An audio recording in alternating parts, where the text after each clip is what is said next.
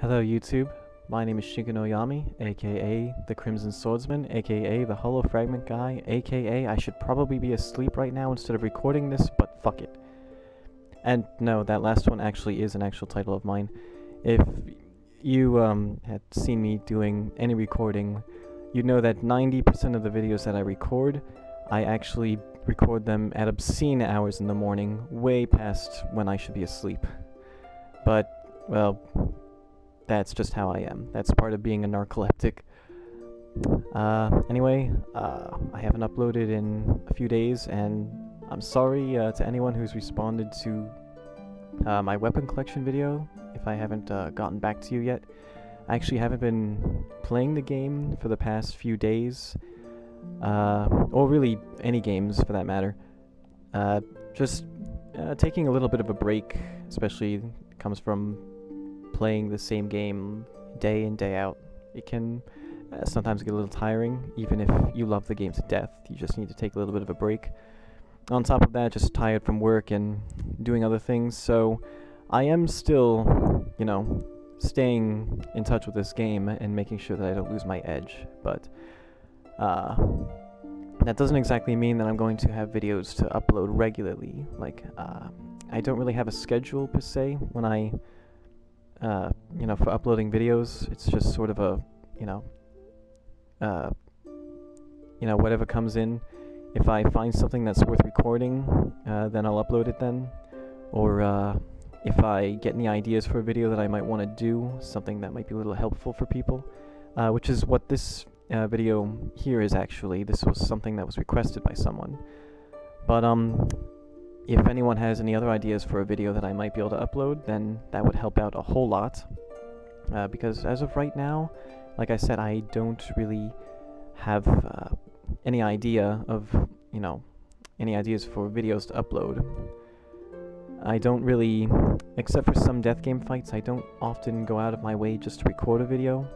A lot of the videos that I'll upload that are death game fights where I'm playing online just happen to be fights that were entertaining enough for me to want to upload them, because I do a lot of fights, I'll say, and many of them can get so laggy where you can't even tell what the boss is doing, or it just gets really choppy and it's not even worth uploading. So, that really cuts down on the amount of videos that I can actually post. And after doing about 80 or more death game fights, is kind of hard to think of something that I haven't done yet, or something a bit original, aside from, just doing another fight if I happen to have a fight that's entertaining enough to upload. Can't think if there's anything else that I wanted to mention before I go on to the video. Nothing that I can think of at the moment. Like I said before, if there's any idea, or if you guys have any videos that you would like me to make, something helpful for you guys, then by all means let me know, and I'd be happy to do that for you, just like this video is here. Actually, I do remember what I wanted to say. I'm actually probably going to be going back and re-uploading all of the death game boss rush fights that I already posted, mainly because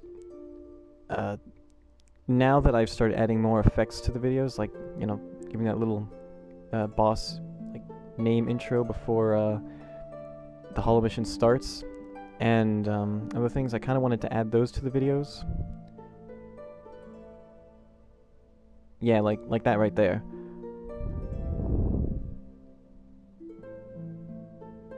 Oh, fuck you. Yeah, that's right. But actually, there were other things as well that I wanted to add to those videos. Little bits of information that I didn't include, which I wish I would have included in the actual video itself, or little editing mistakes here and there, so that'll give me something to upload when I can't really think of anything that I, want to make a video about. Just a little bit of, I guess you'd say, filler. I guess you'd call it that. I mean, a slight tweak here, but it's still pretty much the same thing. And if you haven't watched those fights, those ones I actually take the most pride in, because I put the most amount of effort into making those fights entertaining and, something that I could be proud of. And they're the only 28 videos that I have in my entire playlist that have an intro that I made for them. In fact, I still have the intro saved that I could put at the beginning of all my other videos, but I decided not to. I had made it starting with the very first boss rush fight, and I kind of wanted it to be its own thing, so that's another thing that I'm kind of proud of. But anyway, on to this video right now. Someone had messaged me on PS4 asking me about my skill setup. Now, I was a little confused about that at first until they clarified exactly what they meant, because they didn't exactly word it like that. But basically what they wanted to know was how I had my quick select skills set up for like my different weapon styles and how my skill palette is set up. So I'm just gonna get out of the way that right now that no matter what weapon I'm using, I have the exact same skill setup, even for the sword skills themselves. So as you can see here, with the normal like default quick select ring, I kept the original 3 out of the 4 skills that you start with. Exact onslaught, which is a stunning move. It's very helpful because its accuracy is incredibly high, as opposed to another stunning move that I'll mention then. It does have a bit of longer recovery time, but you can, as I showed in another video, you can cancel it into a sword skill, especially if exact onslaught's not fully charged, you can cancel your sword skill with it, so it's really useful. I also kept the step because exact stepping is, again, another useful skill. The back step that I do in my boss fights just gives me such a huge attack boost that I can't even imagine now doing fights without it. It's so helpful. It literally pretty much doubles the damage that you could do with any of your skills, just outright.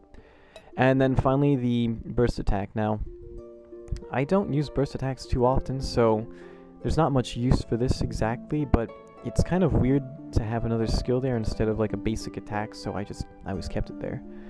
They also wanted to know not only my setup, but like skills that I personally would recommend, so I'm also going to be mentioning ones that I use pretty often. It's actually not as many as you would think. At least not as many staples as you'd probably think.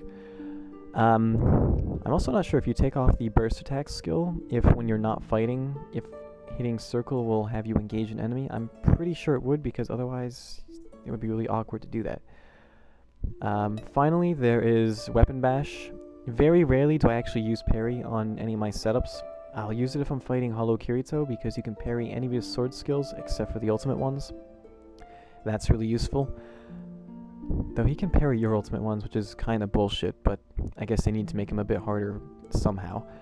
And I'll also use parry on the Heathcliff setup because he's got a shield, it kind of makes sense. But what Weapon Bash does, it's a secondary stun move that recharges quicker than exact onslaught, and it activates quicker too. The drawback is that its accuracy is not perfect at full charge, because I've never missed an exact onslaught when I used it at full charge, but Weapon Bash, even with like heightening accuracy and sometimes even with perfect style, it doesn't always seem to phase the enemy, so you have to use caution when using that. Next are my support skills. I know a lot of players will put nothing but sword skills on all of these here, all of these rings, so they can chain, but since I'm good at doing it from the palette and have gotten pretty good at doing them with the quick select as well, there is a slight difference in timing. There's a bit more of a delay that you would do the input when you're doing it from the quick select ring, and also the quick select ring is not affected by slowdown in the game, whereas this is. So it does help to have your ultimate skills on the quick select if you just want to quick chain into them, and there's slowdown that might mess it up. Anyway, for these 4 skills here, these are all support skills that, you know, I found the most useful to use in a pinch. SP charge, for instance, that gives me 150 SP back in case I need to quick, use a battle skill. Maybe it could be, an armor or something like that. If I don't have enough SP, I can quick pop this and then have as much SP as I need. The next ones, though, are ones that affect the entire party, which is pretty much what they're mainly for. Except this one. I use this one on myself quite a lot. This one here is called Protection Prayer. Now, I haven't really done many tests to actually look at how much it heals, but it seems to heal about 1/4 to 1/3 of my max HP. And then for the entire party, including people I'm playing with online, if they're close enough, it will give them an HP regen buff, which is pretty high. It's one of the better ones out there, especially considering that it works on the whole party. The next one is Purifying Flames. This one will get rid of all debuffs that are on you and your party, especially people online who are nearby. Very useful because it works without fail, considering that there are 2 other skills that do the same thing, but they don't have a 100% chance to get rid of debuffs. This is very useful to have. Plus the other 2 don't work on your party. Like I said, the emphasis on this is party support. And then lastly is Healing Circle. Now this will heal me by about half my health, which is like 128,020 HP. I'm not sure though if it heals my party and other people online by half of their health or by the amount that it healed me by. I haven't actually paid attention. It seems to heal them by actually I can't even say. If I looked at some of my death game fights, I could see when I had to use it. Although most of the time I used it when they were around half health, so it just healed them full anyway. So it'll at the very least heal people around me by half their health, which very useful. Anyway, on to battle skills. So I have them categorized by row to make them easier to find. It would be a little inaccurate for me to say that if my battle skills were to get put back to default sorting, that I wouldn't be able to win a boss fight, because if I wanted to, I could do them without any buffs whatsoever. It would just take a little bit longer. But it would make life a lot more stressful if I didn't have my skills organized so I could quickly find them. And now I think that this video has almost reached 15 minutes already, so I'm going to stop the recording now, and I'm going to start it up again, because this time I'm actually paying attention to the time that I started. Quick, I realized later in the recording, I even addressed it too, but I just want to take care of it right now. I realized that this second little recording session here went over 15 minutes, so the beginning part of this was cut out. So I'm going to break the continuity of these little recording sessions that I did just to real quick cover over everything that I accidentally had cut out. So I basically have my skills here done in rows of similar effects, and I usually have it in order of importance from like the top to the bottom, like how frequently I use them, except I don't really use my HP regen buffs anymore that much. I used to, like especially against like harder bosses when I was less experienced, like against Astrogen the Resonator or Externa for instance. So just out of nostalgia and being lazy, I didn't change the order of this, so I kept them up here. But I saw that recording started from this skill, so I'm going to cover these first 4 and try to cut it as smoothly as I can. Anyway, basically this is battle healing. It's a skill that Kirito used in the anime, which is pretty cool. It grants a huge boost to your HP regen, so that's really solid. Next we have defensive stance and physical beat. Now these both give you HP regen and also another effect. This one will give you high defense at the cost of attack. It gives you like 2 defense buffs. And then this one here will give you a resistance to physical debuffs. It doesn't make you immune, but it can up your resistance. And then there's Survival Thirst here, which also has an extra effect on top of the HP regen, which is to give you more max HP, which can really help you against bosses that, you know, like I said, when I was less leveled or experienced, this also really helped because more HP means you take less percentage damage per hit. And in case it didn't cover it as well, we have Protection Prayer, which I already mentioned before. I'm pretty sure this recording part just covered the skill palette, so I already went over the quick select, so you already know what Protection Prayer does. And now I'm gonna go back to the original recording. This is a very weak regeneration skill, and I mean that in more than one sense. For one thing, it only gives you a flat 1,500 HP regen buff, and the more HP you get, the less useful that actually is. But on top of that, every time that I'm hit with a sufficiently powerful attack when I've had this buff on me, it disappears. It's like the enemy just knocks the buff right off of me. It's really weird.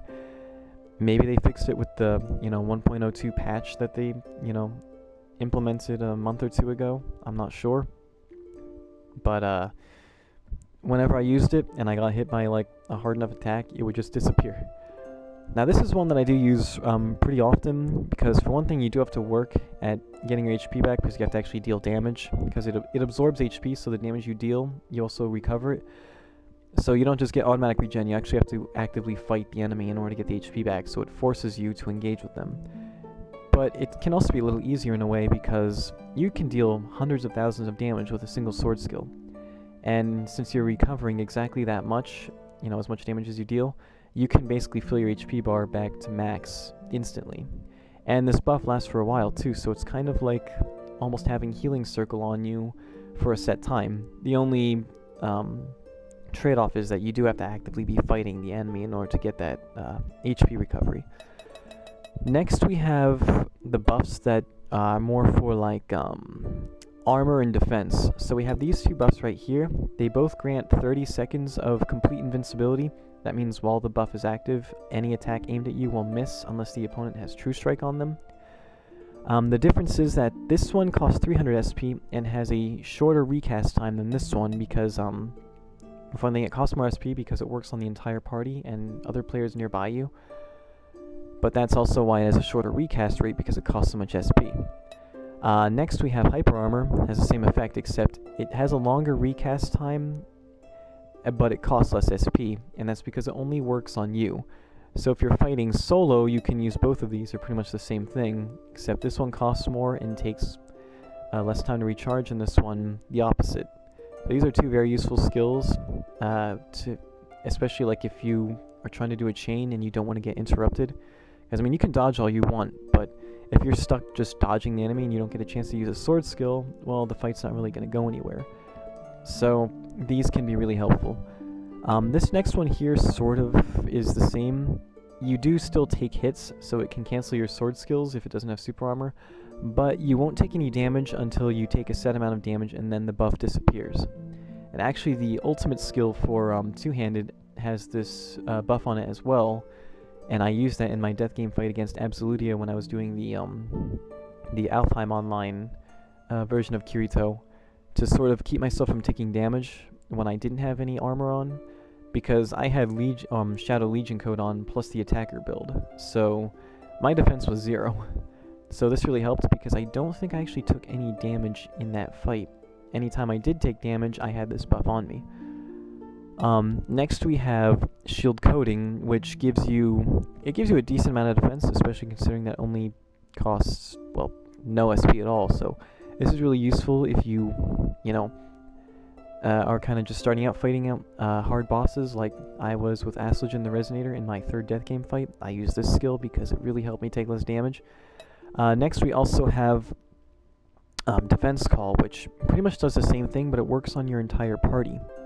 The drawback is that it drops your attack speed, but that's only for auto attacks.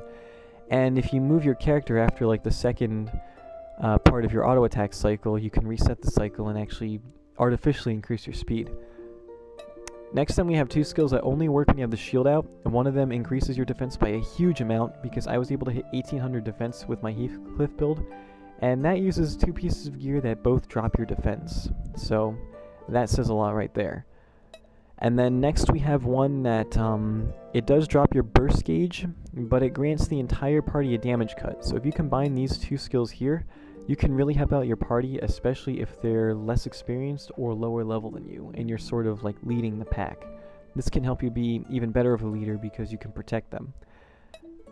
Next is one of the skills I mentioned before that can remove debuffs from your character, but it's not a 100% chance. It actually seems more like 50-50, if not even less. And down here we have things that either give SP regen, give you SP back, or increase your max SP or HP. So we have things like life gain, brawny resist. Those ones here will increase your max HP, and brawny resist also has a chance to remove any debuffs from you, but like I said before, it doesn't have a 100% chance, only Purifying Flames does. But at the very least it will increase your HP, which is why this costs 50 SP and this costs none. Then we have Self-Sacrifice, which it basically will lower your HP gradually. Maybe I think it inflicts bleed on you, but it will recover your entire party's HP, so that's actually pretty useful. It's kind of like Healing Circle in a way, but more of a double-edged sword. This one used to be a typo. It actually used to say increases your max HP by 150, which didn't make any sense because that's like no HP at all. Even when you're first starting out, 150 HP is like nothing. and I never noticed a difference until I saw that it actually increased my SP. So if you need more SP, or if you have an effect that cuts your SP in half and you need more SP to use certain skills, then this is a useful skill to have. These two here grant you SP regen for a set amount of time. One of them works only for you, and the other one works on your entire party. Next we have Variable Storm. Now this only gives you about, I think, 120 SP back, but its bonus over SP charge is that it actually gives SP back to the entire party. But now since I can't see what my teammates, like how much SP they have online, I don't have this on my quick select because I might be wasting it. So I only use it if I've already used SP charge, or if I don't quite need 150 SP on me. Alright, and next we have Perfect Style. Now, not only does this recover 300 SP instantly, which is pretty much your whole SP bar unless you used, Soulful Stand, but also gives you True Strike for a while. And what True Strike does is it makes it so your attacks cannot miss. The only way that your attacks could miss is if the enemy has clones on them. Even if they were to somehow get a hold of Hyper and Protective Armor, Perfect Style will make it so you can't miss. Although on the flip side, if you're fighting the level 300 Hollow Kirito and he uses Perfect Style, then he can also hit you through your armor, so you have to watch out for that. Below then, I should be mentioning skills that I use a lot. I hardly use any of these ones up here I've already mentioned, except for Bloody Beak. And out of these ones here, the only skills I really use are these four here. They are very useful to have. Now these ones, nothing in this row I really use that often, unless I specifically want to try to increase damage of some sword skills. But I have them here anyway in case I do want to increase my attack power or something. So here we have Strength, which will give you attack power and strength, which is good for sword skills that use strength, which are mainly like one-handed or katana, especially axe and two-handed. There's also mace as well. Next we have Vitality. It will give you attack power and vitality, which is kind of the same as this. The two weapon styles that use both strength and vitality primarily are axe and mace. So if you main those, or if you're using those, then using these two skills here can give you a pretty big damage boost. Next we have Warcry. This works for the entire party. It'll give you in your party an attack boost along with an HP recovery boost for some reason. Not really sure what the connection with that is. This one next will improve your attack power based on your SP. So basically the more SP you have, the more attack power you have. So if you're able to exact step to give you, like for instance, do the exact back step for an attack boost, that will work in perfect synergy with this, because this will also give you an attack boost to go with your back step attack boost. And doing an exact back step will recover you a lot of SP, which can increase your attack power even more. So I would actually recommend this, even though I don't use it too much myself. I just don't bother with too many damage increasing buffs, because I play as a debuffer, which cuts my damage down already. If I really want a damage boost, I just do the back step. It's huge. And then we have two skills here that are sort of double-edged swords here. Pretty much, if I look back and forth here, it doesn't really change much. Both give you an attack boost at the cost of you losing something. Madness Blows, you lose defense, so you'll take more damage. And then Crimson Weapon is pretty much the same thing, except you lose HP instead of defense. I hardly actually use these skills at all. In fact, the only reason I really used this skill was either when I was doing the implement for me to have bleed a certain amount of times, or for me to have to recover HP from HP regen effects a certain amount of times. Because it's really hard when you're over leveled to take damage to recover HP. So artificially making your HP drop so that your HP regen buffs can actually work really helps.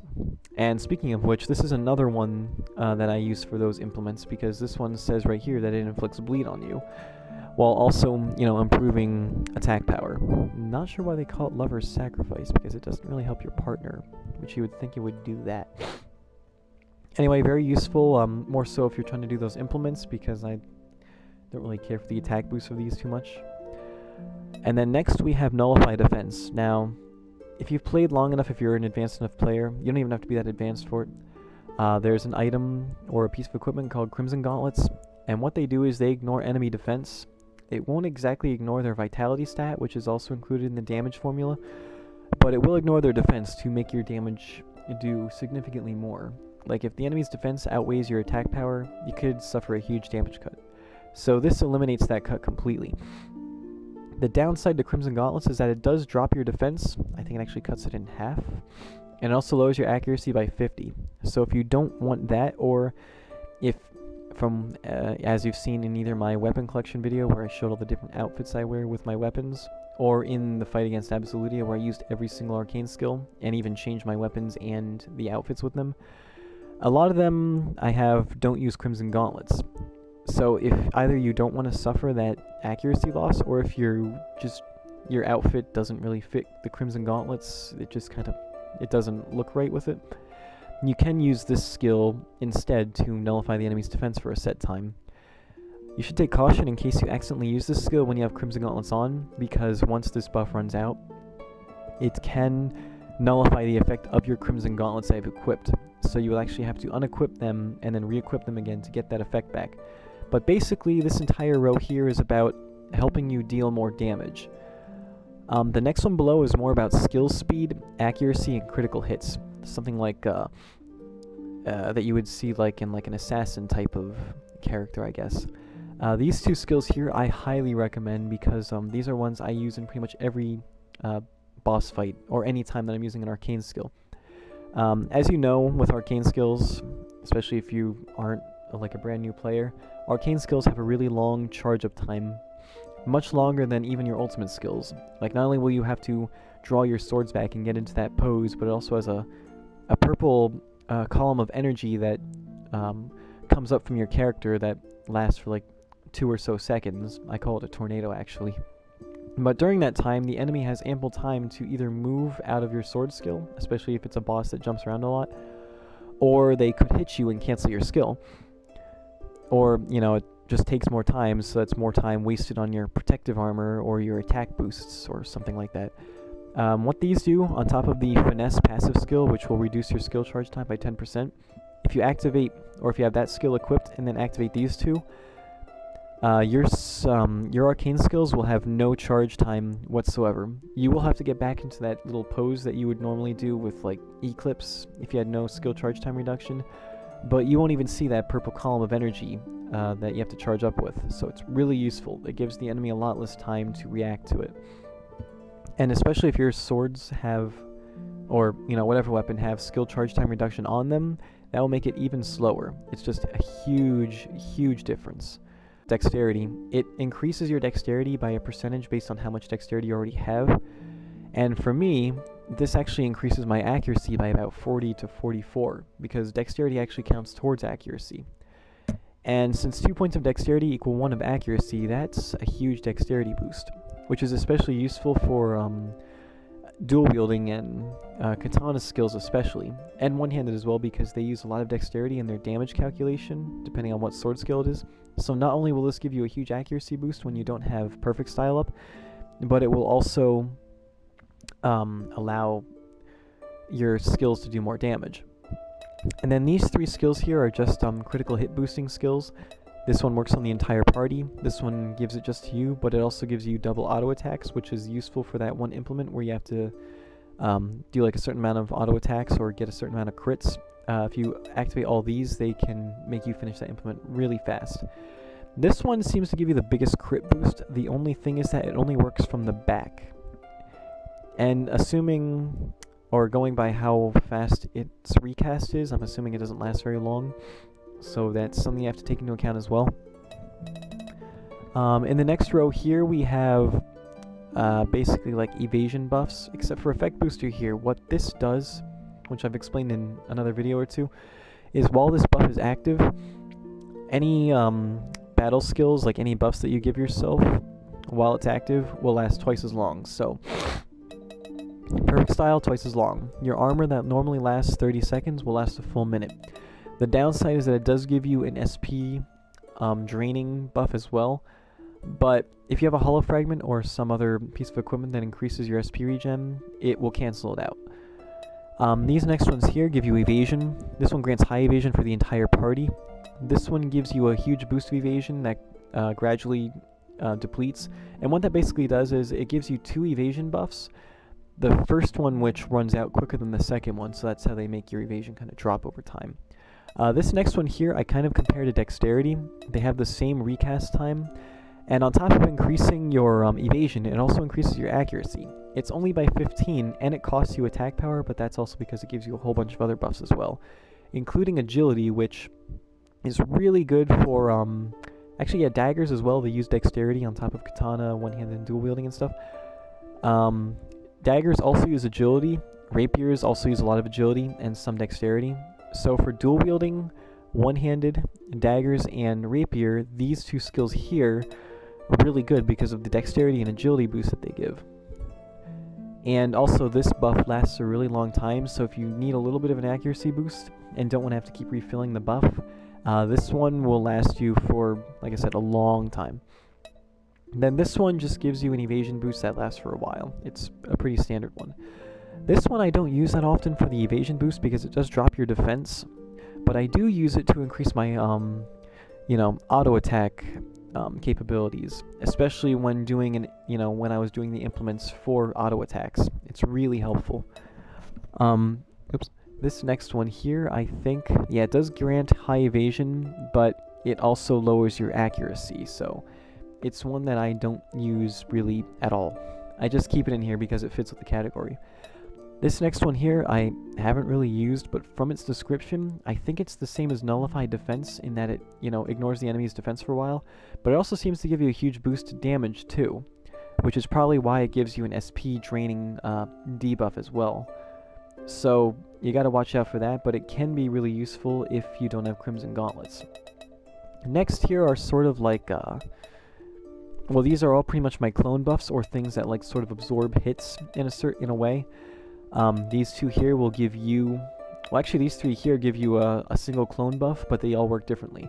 This one works on you alone, and the clone, what a clone basically does is it takes up to like 3 hits for you before it disappears.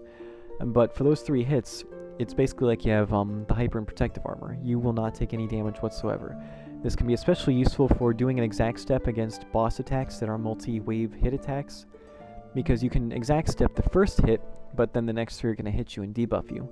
So, especially for like Aslogen, who's got 2 attacks that hit 4 times, this clone buff here can take 3 of the hits, while you exact step the 4th one so you don't take any damage and get your attack boost safely. This next one here does cost a bit more SP. It's the exact same skill as this one here, except it works on the entire party. So it's pretty much kind of like, this is sort of like protective armor, and this is like hyper armor. Next we have Lonely Champion. Now, the way I assume that this works is that it gives you a clone buff that can take 3 hits, but if you don't take those hits in rapid succession, it will give you a continuous clone buff until the actual buff itself runs out. So as long as you don't take a ton of hits, all at once to absorb all the hits and get rid of your buff right away, it should, keep your buff on, or your clone on you until it runs out. And the drawback for that, though, is that it does lower your defense. Now, finally, for the clone buffs is Shiny Hollow. This is an implement skill that gives you 12 clones. Although, it doesn't seem to actually translate to 12 because I've tested it before, and instead of taking 36 hits, which you would think if one clone takes 3, then 12 should take 36, it only absorbed like 20 hits, overall, like, in rapid succession before it ran out. But it definitely lasts a lot longer than the other clone buffs, and is very reliable. If you are good at dodging as well, this can last even longer than your hyper and protective armor, so that's a bonus as well. Although, to be honest, I haven't really used this skill in the past, like, I can't even think of how many death game fights it's been. And the reason why is because it gets rid of your burst gauge so that you cannot use exact stepping. And since I use exact stepping to increase my damage a lot, and also to get my SP back, it's not as appealing as it used to be to me. Especially since, because I exact step a whole lot, I don't need to worry about invincibility as much. It also does drop your defense as well, but if you're not good at exact stepping, or if you just want a lot of extra security, this is the best clone buff that you can get. there is another clone buff here, but it's one that nullifies debuffs, and I'm gonna be honest, I've tried this many times, it's not worked for me, so I have it here to, you know, fit with these other clone buffs here, but I hardly ever use it just because it's never really done anything for me. Next we have Knight of Insanity here. What this does, it allows you to take 3 attacks and reflect them back at the enemy for the same amount of damage, which still isn't huge, like hugely helpful, because you don't have nearly as much HP as the bosses that have millions and millions of HP, and they don't do all that much to you anyway. But it is more useful than weapons that have a reflecting damage effect, because normal damage reflection only reflects back about 20% of the damage that you take. So the fact that this actually deals 100% of it makes it 5 times better. Partners will use this a lot. It's a buff move for them. But as far as me, I never really use this buff. Also, I would recommend, I was showing all the skills I recommend personally. Effect Booster is one of them, and these clone buffs as well. Even though I hardly use Shiny Hollow, I still highly recommend it. Now this grants a countering effect. It says it evades and counters enemy attacks. It's not actually done that for me. I'm not sure what it actually does. I'm still not even entirely sure what countering is, even though I've done the implement for it. It just sort of happened. So I never use this one. Next we have Aerial Shield, which defends against enemy breath attacks, and I'm a level with you. There's hardly any breath attacks in the game, and plus they're really easy to avoid, or you can just exact step them, so I never use this either, but it just fits with this. Now here we have all of the anything related with enemy debuffs. So we have Phantom Break. Its accuracy is not that high, but if you land it successfully, it will seal the enemy from using their skills, just like the one sword that I showed that had seal on it. It will seal them for a while. Next we have a skill that does the exact same thing. It has a longer recast rate, but that's probably because it's more accurate. And I'm not actually sure if this debuff lasts longer than Phantom Break or not. I assume it doesn't, because it's easier to hit, but you know, still, it is a secondary one in case Phantom Break doesn't work. Next we have Misdirection, which will lower the enemy's accuracy, although it doesn't seem to work too well on bosses, because I fought Exeterna once with the highest evasion that I could possibly get with all the gear that I was wearing and with the buffs that I was using on myself, as well as using this on him to lower his accuracy and other skills to increase the effect of that debuff on him, and he still hit me with every single attack. So unless you're fighting Burster, because on normal I can stand there and he can miss me all day, I wouldn't use this on bosses.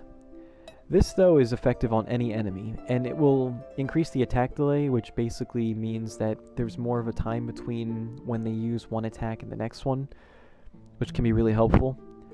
Next is Shining Echo, which is another skill that I recommend on top of like the accuracy boosting skills, because once Perfect Style runs out, you need as much accuracy as you can get. And this will lower the enemy's evasion, which will make it easier to hit them. On top of actually Crimson Splash has that effect as well, even though it doesn't say it. So you can combine these two to try to give you more of a chance to hit the enemy. On top of that, it also increases your attack power to help you do more damage. Next we have Brave Delay. This will inflict a risk break on the enemy. It's also supposed to give you a risk of 5 instantly, but I used this on Hollow Kirito when my risk was 0 because I did an exact backstep. Another bonus to doing those backsteps or side steps is that your risk pretty much goes down to 0 for the whole rest of the fight, and it won't stay, like it might go up for a brief second during a certain move, but it'll go right back down to 0. And even after using this on him, my risk did not go up to 5. But basically, a risk break is it sets the enemy's risk to 5, which will increase the damage you do to them, but it will also get rid of any buffs that they have on them, which is why I used that the one time that I did on Hollow Kirito, because he had True Strike and a whole bunch of other buffs that I just didn't want to deal with. So, yeah, this can really help if you want to debuff the enemy or get rid of their buffs, essentially. Now, these two here are very similar. I've already explained this in another video. Curse Prey will increase the rank of debuffs on the target. If they have poison on them, it will give them like 3 or so additional poison debuffs that you can't really see because it combines them in one, but it will increase the damage of the poison a lot. and likewise it will make these two skills last longer. It'll lower their accuracy even more, or their attack delay, or their evasion, or whatever it is, it'll increase it. And then combined with that is Miserable Heart, which increases the effects of debuffs. So after you've used Cursed Prey, do not use them in rapid succession because it will remove the debuffs on them completely. But if you give it a little bit of time between, without the debuffs on the enemy running out, and then use Miserable Heart, it will increase the effect of the already increased ranks of the debuffs that are on the enemy. So, like with Poison, for instance, if you use Cursed Prey on the enemy's Poison debuff and wait till their HP is at 2 bars if it's a boss, and then use Miserable Heart on that Poison debuff, it will basically drop their HP to 0 without you really having to do anything. Assuming that you have the buffer roll, or maybe if you inflict another Poison debuff to increase with Miserable Heart. Really useful. That's why I have this a little higher than this one here, which is basically all the skills that increase your auto attacks in some way, whether it's giving you an increase to attack speed. This one you do have to be targeting an enemy though. Or actually I'm about to run out of time with this recording, so I'm going to stop and resume again so I don't cut off the beginning of this recording segment here. Okay, and back. So these ones here will all have different effects that all affect your auto attack speed, or number of auto attacks, which increases your ultimate DPS. This one will give you double auto attacks back. This will increase your attack speed and the possibility of performing double auto attacks. This one here shortens your attack delay, which is probably the most important thing. If you can get your attack delay to 0, that means there is no, like, as soon as you finish one auto attack cycle, you would do another one instantly.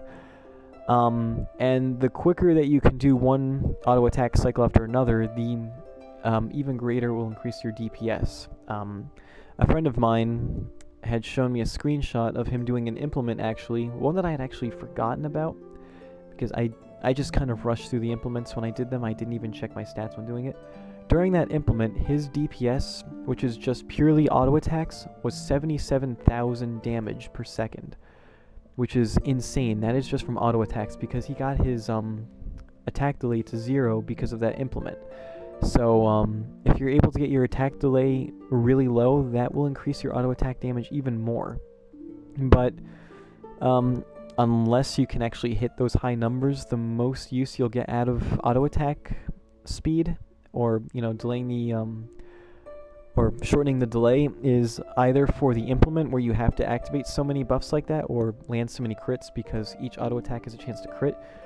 But it's also useful for if you're trying to kill an enemy with poison, because like I said in the other video, more hits on the enemy per second equals more poison chances. So all of these buffs are really useful for that.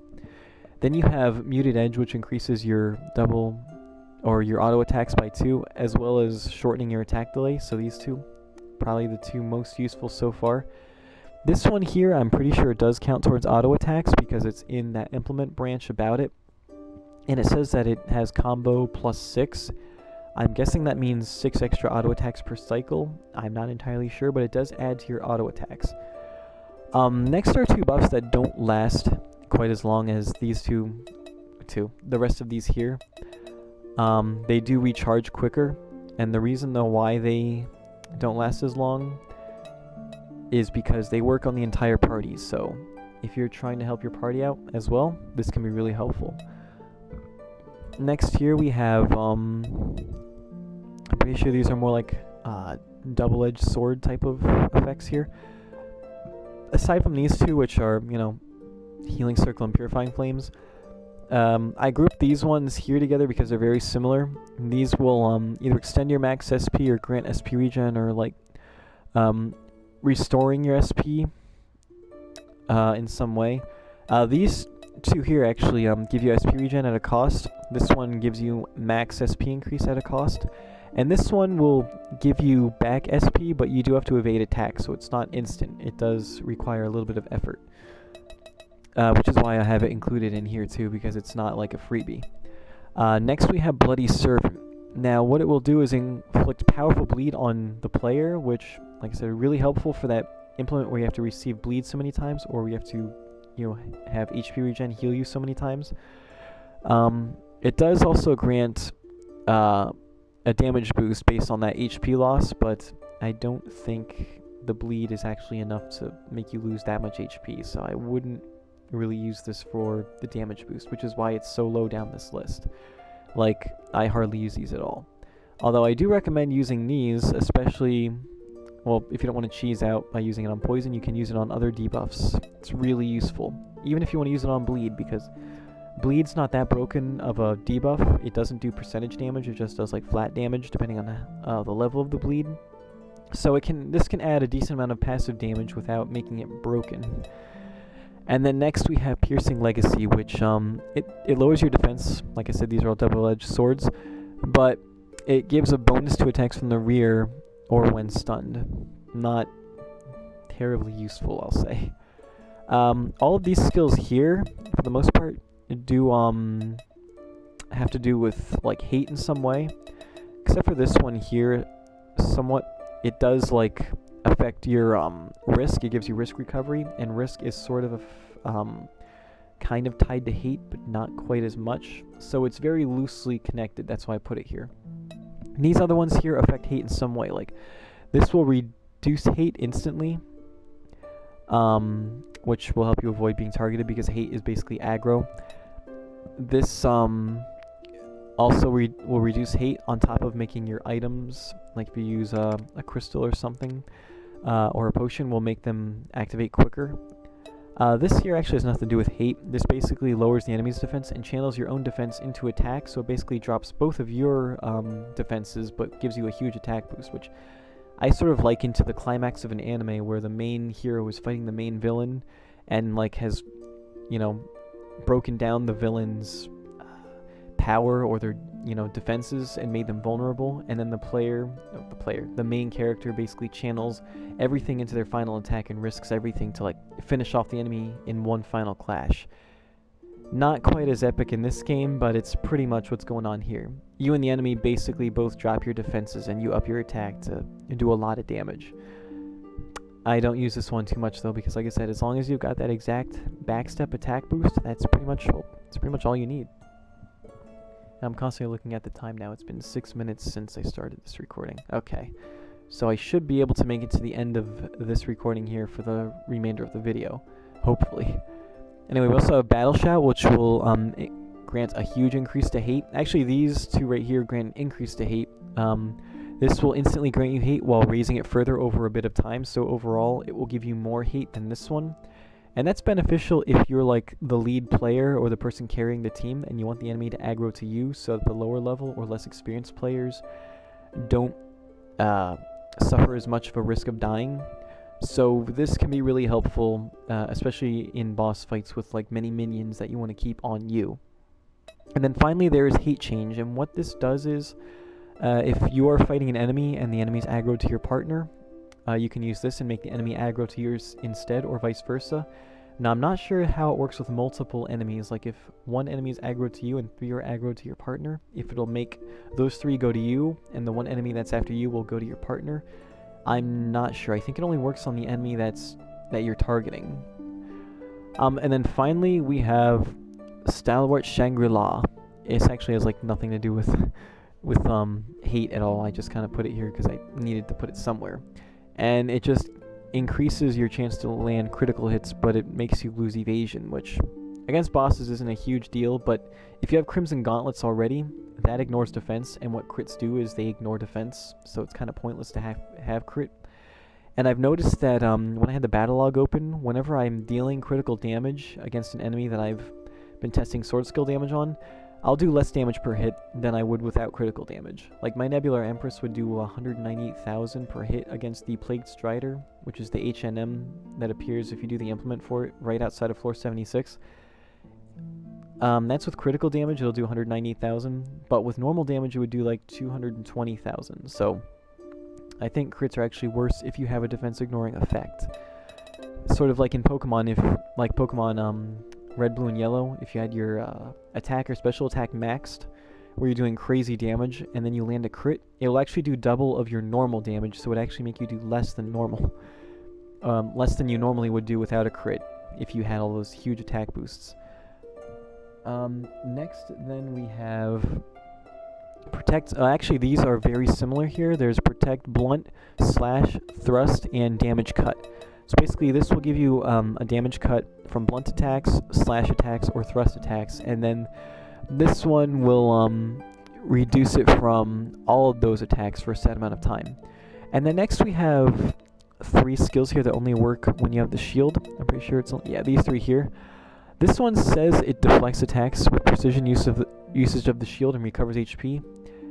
It's not worked. I've even talked with another level 300 player. They've confirmed it does not work. I've not deflected attacks with it and still taken damage from it.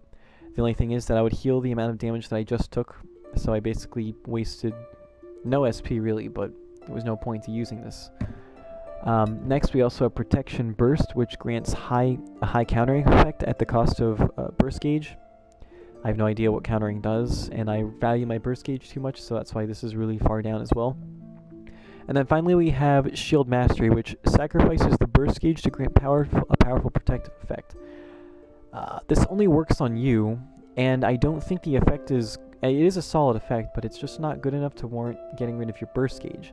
As opposed to the, one of the first 2 shield skills that I showed above that, give a damage cut to the entire party, which is way more useful. And then we have Soul Resist, which grants resistance to mental attacks. I have no idea what mental attacks actually are. They don't really talk about them in the game. I just have them here because it has to do with, like, granting defense and resistance. And then these are the last 2 rows that I have here. I have Enemy Search. I have these really far down because I either hardly use them, or when I do use them is when I'm not in combat, or they're not as important to have to activate, like, in a pinch. I use this a lot. It lets you see all enemies on the map, including ones that, you're really far away from, so you can see where enemies are. And all of their little cursors on the map will have a different color depending on their level relative to you. So, like, if they're really high level compared to you, they will show up as black on the map, so you can see either where to stay away from or where to go if you want to grind. Next I have Parry here. I never use it, so I have it down here. If I do use it, which is only when I'm fighting Hollow Kirito, or like I said with my Heathcliff build, because he's using a shield, I gotta use it. Then I'll equip it to my Quick Select ring, but otherwise I just keep it here. Next we have Lightning Attack, which will grant you max SP instantly at the cost of lowering your defense for a set time. I may move this a bit higher, but I don't really seem to ever need it, so that's why I have it down here as well. This one is Burst Temperance, which improves your attack when you're using burst attacks, but it lowers your standard attacks, which I'm guessing are auto attacks, but since I don't use burst attacks that much, I never use this.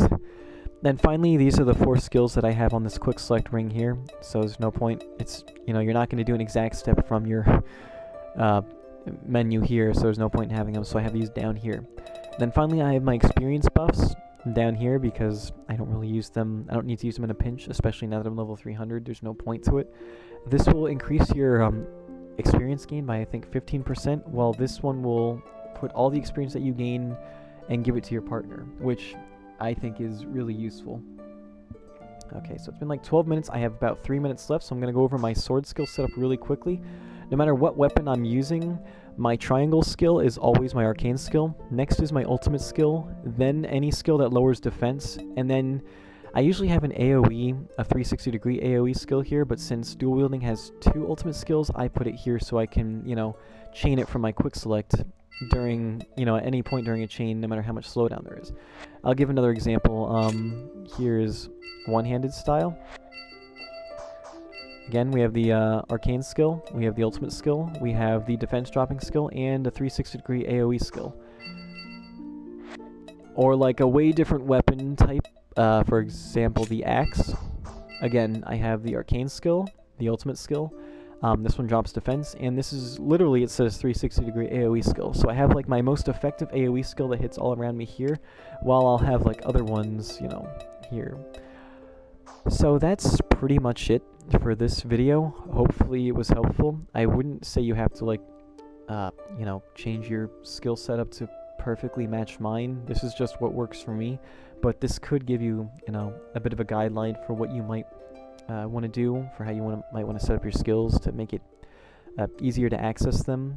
You could even like prioritize your rows. Like even if you use the exact same rows, you could prioritize them differently based on, which ones you use more. But yeah, hopefully, like I said, this was helpful. and I'll see you in the next video.